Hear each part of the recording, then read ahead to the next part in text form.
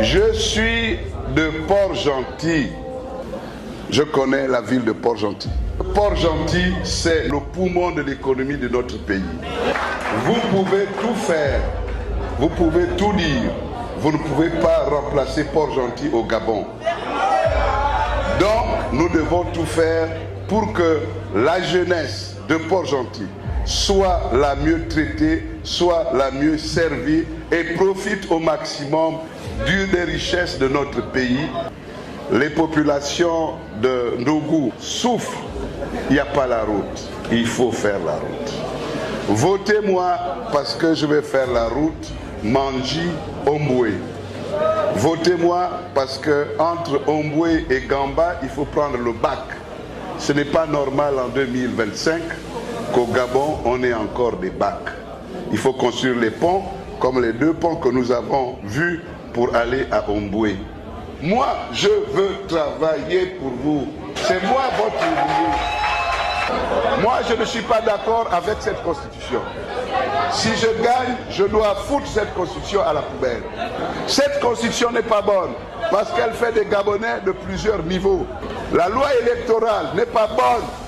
Les militaires, ce sont nos gardiens, ce sont nos protecteurs. Ils ne doivent pas faire la politique. Les magistrats, ce sont nos garants de la paix, de l'unité, de la justice. Ils ne doivent pas faire la politique. Donc je vais enlever, je vais faire en sorte que les Gabonais changent cette loi électorale.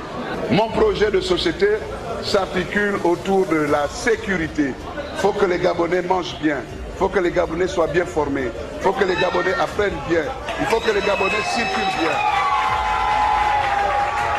Mon projet, c'est la prospérité. Lorsque Port-Gentil pourra produire le pétrole, et ce pétrole sera raffiné chez nous, c'est-à-dire qu'on donnera une valeur ajoutée à notre pétrole. Il sera plus cher, il va créer l'emploi. Je veux que vous travailliez dans les métiers du pétrole. Il faut que notre bois ne soit plus transporté. Ali a réussi à le faire, une première transformation. Pourquoi nous ne devons pas aller jusqu'à la 2e? Pourquoi nous ne devons pas aller jusqu'à la 3e? Ça va créer des emplois.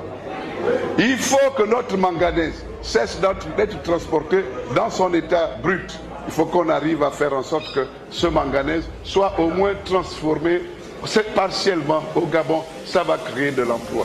Nous avons le fer de Belinga. Il faut qu'on arrive à faire en sorte que, déjà avec ce minerai, nous soyons capables de le transformer au moins dans ce premier stade au Gabon pour créer de l'emploi.